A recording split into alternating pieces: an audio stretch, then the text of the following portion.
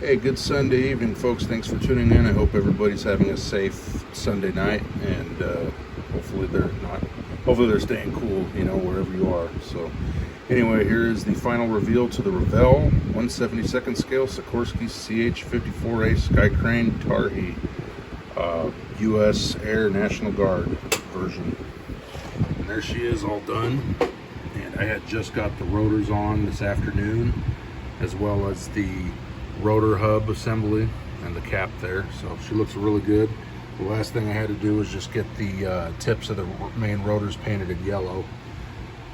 So yep, there's your 70, what was it, I think it was a 72-foot rotor span, so no kidding about that. Look at how big those rotors are. So yeah, I'm pretty happy with how it came out. You can see the cockpit there. The glass went in pretty good.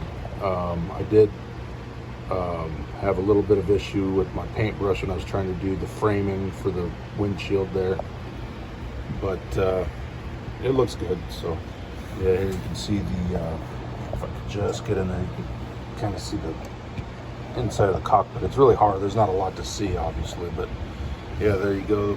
I got that, and I'll go ahead and show you these last decals that I put on the back top part of the fuselage there. I just did this about right after I installed the rotors, actually, is when I put them on, and they go all the way down the tail here. You can see there. So yep, there's your tail rotor. And I did have to do some I did touch up the where is it? Give me a second here. So the rims to the middle landing gear, I tried to clean them up as best I could. Definitely not the best looking. It's kind of a bummer. I really wanted them to look perfect, but when they're molded and to the wheel, it's kind of hard to do that. So, but yeah, I wish that the rim was a separate insert piece. That way I could have painted it separately and it would have looked fine, but unfortunately it's not. So that's how that goes. But as you can see, she sits nicely. Here's the engines. I did some more detail. So I right there where the exhaust outlets are, I gave it some rust buildup, some burnt metal rust type look. It looks pretty good. I'm happy with it. And then of course a couple of sections of the turbine part of the engine, I did in more of a gunmetal color just to give it some detail, and I'm pretty happy with how they came out. She's pretty presentable and definitely screams Sky Crane for sure, like it's supposed to. Yeah, the rotor assembly looks really good. You can see the componentry down there, drive shafts, and your hydraulic unit in the back there. Of course, there's your supports for the hooks for the pod, which is right there. I still do this left pitot tube here. I need to put some glue on it. It's got a crack in it. Yeah, right there. I'll get that fixed before I hang her up. I got the skid on right there. You can see it there. So there's your skid. And I think, was there something? Oh yeah, let's go ahead and show the back of the cockpit there. There's the back wall there with the glass. You can see the, you just kind of see the crane operator's seat there. And then his little side window. So yeah. And then of course, like I said in the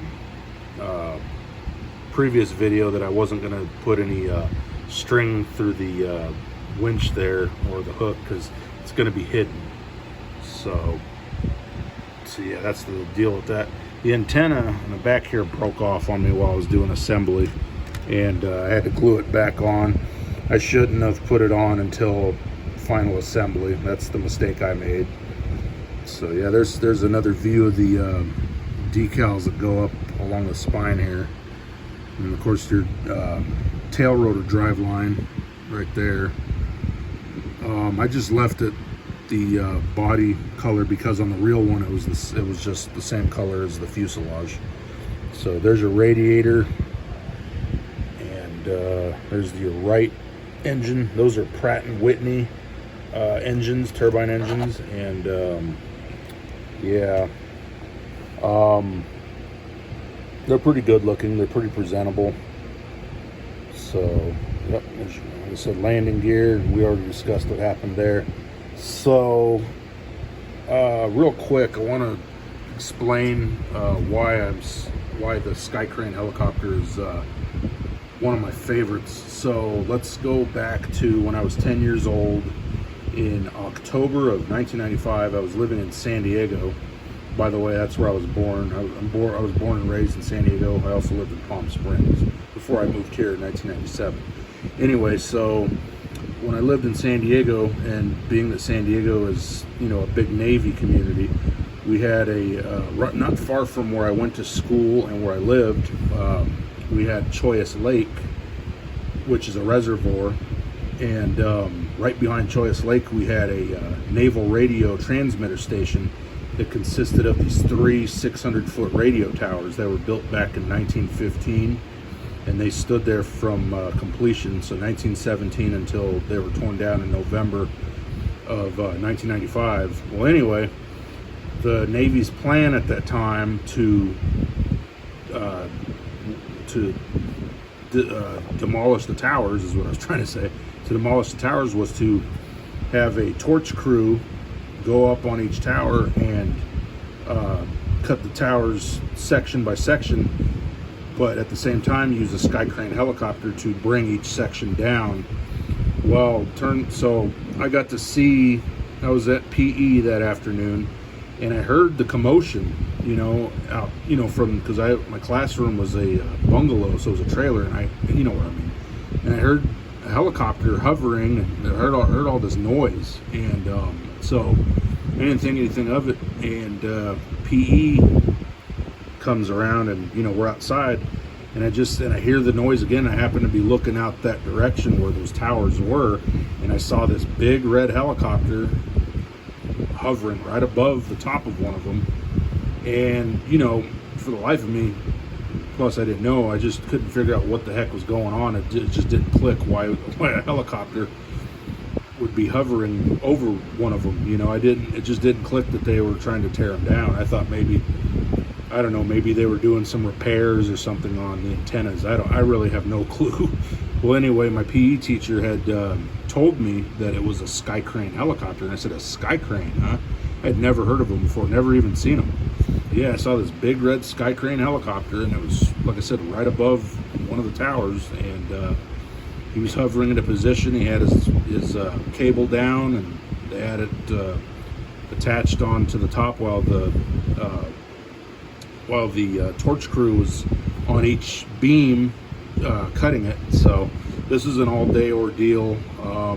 When I got home, because the helicopter would, you know, stay up there for a little bit, and then it would come down, and you know, they would take breaks, of course. And then I remember going home that afternoon and being in the house, and I heard the hovering again. You know, I heard the noise, and I just was so, you know, fascinated by it. So I went out in the front yard, and I'm just watching this Sky Crane just hover right above one of those towers. And eventually it got my dad's attention, and he came out, and at the time he had one of those older, you know, those older camcorders, VHS camcorders, and he was trying to record video, and it never worked. I don't know if he forgot to put a tape in or what.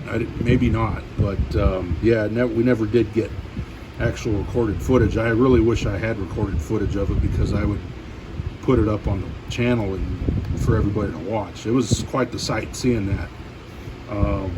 You know, like I said, I've never seen one before until that day, and ever since then, it's just they're just one of my favorite helicopters. I just love watching what they do, and you know, they're not the best looking helicopter out there. I know a lot of people think they're ugly looking, but it's just really neat, and you know, you appreciate what this machine can do, because I mean, this helicopter is used for many things. You know, I mean, from, you know, taking down transmission towers, putting up transmission towers, hauling AC units up on high structures, and the case of out here. I've seen 2 of them back in the early to mid 2000s being used to haul ride parts up to the Stratosphere Tower. I've seen both of those events, and then of course back in July of 2013 when we had the Carpenter 1 fire on Mount Charleston, I saw them getting the water from Lake Mead and taking it back to the fire and putting it out. So yeah, they're pretty neat helicopters. I really do appreciate what they do. It's just neat to watch them. So yeah, so that's basically where that all started. So that was back when I was 10 years old in October of 1995. So yep. But anyway, I hope you guys enjoy this Sky Crane. I definitely enjoyed building it. She looks really good. I can't wait to hang her up right above my workbench, which is going to be right there. Got the clips ready. So yeah, I'm really impressed with her. So yeah, I hope you guys like it. In the future, I'll probably do some more Sky Cranes, you know. So I definitely hope Revell brings it back, because I'd like to do some S-64s. So I'm really happy with this one. I may in the future do the U.S. Army version in the olive drab. Definitely not opposed to it. So yeah, all right guys, well, you know what's next. So from here will be the slideshow video. Enjoyed this, and we'll see you on the next one.